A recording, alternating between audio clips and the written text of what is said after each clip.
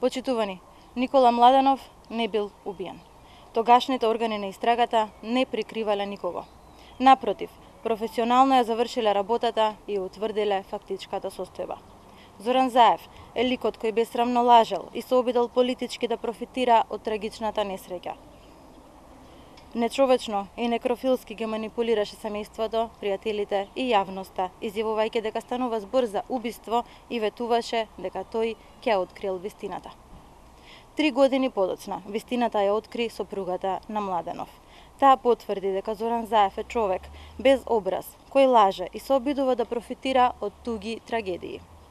Сопругата на Младенов откри дека се работи за сообраќајна несреќа предизвикана од неприлагодена брзина. 3 дена после оваа информација, Заев молчи и се крие. Нема ни извинување, ни покајување, ниту објаснување кој му ја смисли лагата која што ја пласираше во јавноста и дали вредело манипулирањето на јавноста.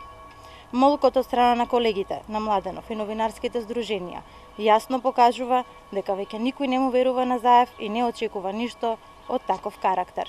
Неговата манипулација со несреќата на Младенов јасно говори колку бескрупулозно си поигруваше и со судбините на убиените на Смилковско езеро, и со случајот на Мартин Нешковски, и со Диво населје. Заев молчи и не ги коментира заканите на Кумановската група кон лидерот на ВМРО ДПМН, бидејќи и на терористите кои убиваа полицајци им ветуваше вистина која што ќе ги ослободи. Почитувани, Зоран Заев и СДСМ веќе немаат кредибилитет да ја водат државата.